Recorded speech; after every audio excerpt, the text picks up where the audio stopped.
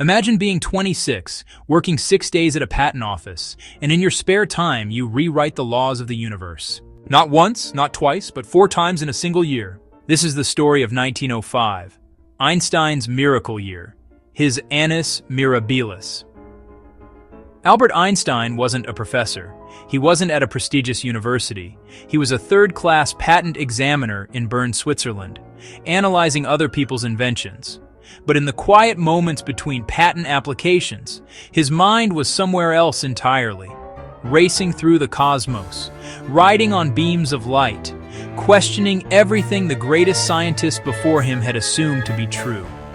And then, between March and September of 1905, he published 4 papers that would change everything. The first paper, published in March, tackled something that had been baffling physicists for years: the photoelectric effect. When you shine light on certain metals, they spit out electrons. Simple enough, right? But here's the weird part. Brighter light didn't mean more energetic electrons. It just meant more electrons. It was the color of the light, specifically its frequency, that determined the energy of each electron.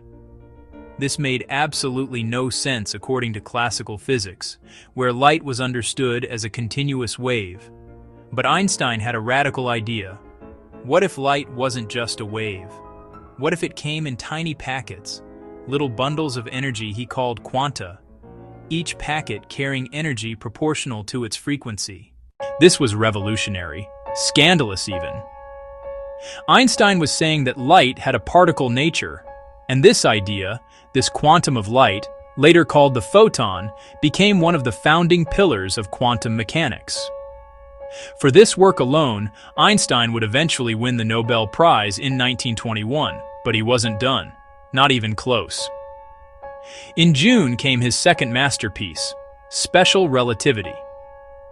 Now, Einstein had been obsessed with a thought experiment since he was 16 years old. He wondered, what would you see if you could ride alongside a beam of light? Would the light appear frozen, like a wave in a photograph? The answer, Einstein realized, was that you could never catch up to light. No matter how fast you're moving, light always travels at the same speed relative to you. Always, 300 million meters per second. Whether you're standing still or racing through space at nearly the speed of light yourself. But if the speed of light is constant for everyone, something else had to give. And what gave was something we thought was absolute and unchanging: time itself. Time, Einstein showed us, is not a universal constant ticking away the same for everyone, everywhere. Time is relative. It depends on how fast you're moving. Travel fast enough, and time slows down for you compared to someone standing still. This is time dilation, and it's not science fiction. It's measured reality. Astronauts on the International Space Station age slightly slower than people on Earth. Slightly, yes, but measurably so. And space? Space gets squished in the direction you're traveling. This is length contraction. The faster you go, the more compressed space becomes from your perspective. Time and space weren't separate, independent things. They were woven together into a single fabric, space-time. The universe was stranger and more beautiful than anyone had imagined. And Einstein derived all of this from 2 simple principles and pure thought. No fancy equipment, just the power of his mind and the courage to follow logic wherever it led, even when it led to the impossible. But wait, there's more. Because tucked into this relativity paper was a small addendum, an afterthought almost, that would become the most famous equation in history. E equals mc squared. Energy equals mass times the speed of light squared. What does this mean?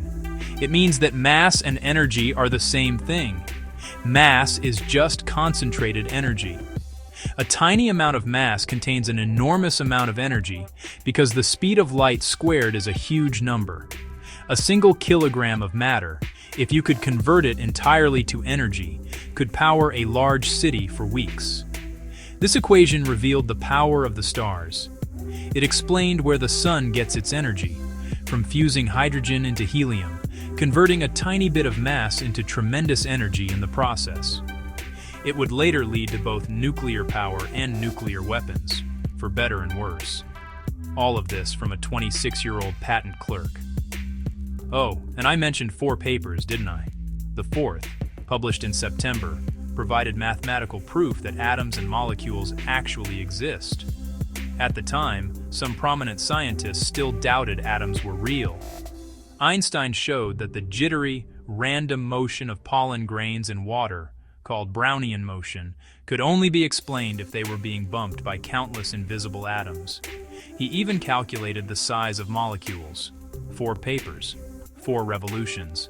The photoelectric effect, which birthed quantum mechanics.